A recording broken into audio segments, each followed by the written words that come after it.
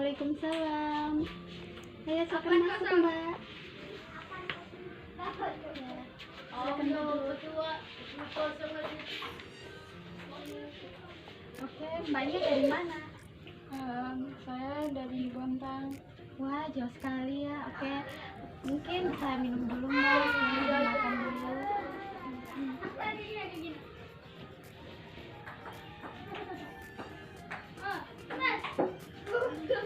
Ya, oke Mbak. Sebelumnya saya sedang bersama Mbak siapa? Bisakah Anda jelaskan data diri Anda kepada saya? Saya Kanaria. Saya dari Bontang, Mbak. Oh, oke, baik. Oke, sebelum kita memulai proses konseling ini, terlebih dahulu saya akan memperkenalkan diri saya dulu. Mbak Kanaria bisa memanggil saya Ibu Rani, atau biar lebih santai, Mbak Kanaria bisa memanggil saya Mbak Rani saja. Oke, saya adalah salah satu guru BK di sebuah SMP yang ada di Samarinda sini. Saya ucapkan terima kasih kepada Mbak Kanaria karena sudah mempercayai saya untuk mendengarkan sebuah perihal permasalahan yang Mbak Kanaria rasakan.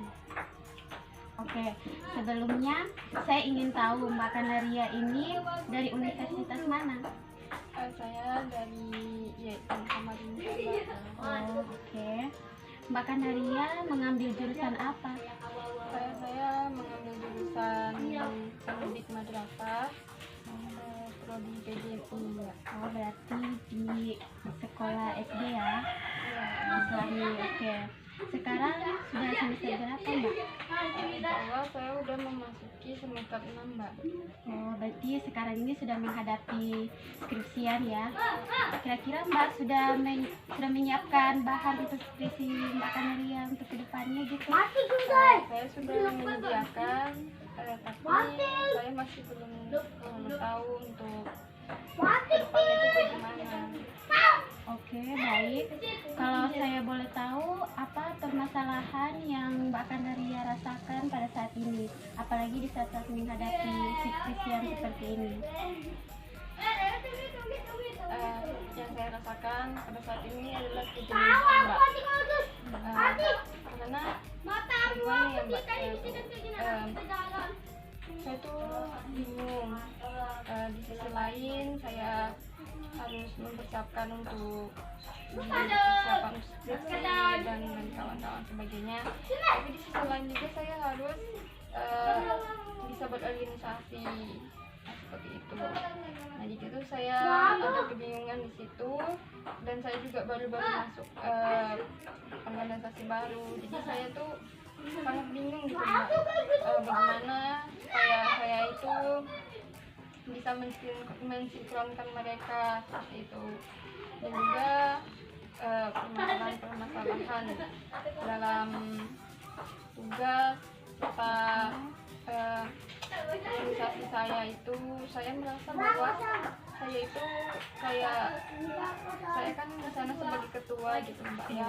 Nah, jadi ketika saya tuh di organisasi tersebut, saya tuh punya banyak masalah yang saya pikirkan selama ini, bahwa saya itu seolah-olah kepemimpinan saya itu sedang tidak baik-baik saja, karena dari teman-teman ketua-ketua lain atau yang tinggi seperti saya itu kayak tidak menyukai saya. Tapi mungkin itu perasaan saya saja atau apa, tapi saya rasa tuh mereka tidak menyukai saya. Kira-kira kalau saya boleh tahu, kenapa ya mereka bisa seperti itu, bisa nggak suka sama Mbak Kanaria? Itu sebabnya itu dari apa? Saya juga kurang tahu, tapi dulu itu saya itu kan sebagai pemilu, pemilihan saya itu sebagai pemilu. Nah, jadi saya itu memiliki lawan seperti itu. Nah, mereka tuh kurang tahu juga, cuma yang lawan saya itu mereka adalah temannya mereka gitu ibaratnya. Nah, jadi teman-temannya mereka itu kan tidak naik sebagai jabatan, jadi mungkin dari situ mereka kurang menyukai saya, tapi itu mungkin perasaan saya saja. Cuma yang saya rasakan saat ini seperti itu Mbak. Ya, jadi itu tuh permasalahan saya untuk yang di organisasinya. Jadi kalau yang untuk di akademiknya itu tuh saya merasa bahwa teman-teman itu hanya memanfaatkan saya gitu Mbak. Mereka itu tidak baik sama saya gitu Mbak. Oke, baik. Kira-kira apa yang Mbak Kanaria rasakan dengan kejadian-kejadian seperti itu pada saat ini? Saya sampai merasa depresi Mbak. Kenapa saya merasa depresi? Karena saya tuh merasa bahwa saya tuh tidak ada apa ya gunanya di organisasi tersebut itu. Kalau yang diam itu saya merasa kesian karena seolah-olah saya tuh nggak ada teman. Padahal saya tuh ya punya teman, cuman teman-teman hanya mau memanfaatkan saya gitu Mbak. Nah ya seperti itu Mbak. Dari permasalahan Mbak Kanaria ini di organisasi, apakah perlakuannya itu dengan ketua-ketua yang lain itu sama atau tidak? Terus dari masalah yang memanfaatkan itu, apakah hanya satu orang atau lebih dari satu orang? Untuk yang di organisasi saya belum tahu juga Mbak. Saya masih belum tahu kebenarannya apakah itu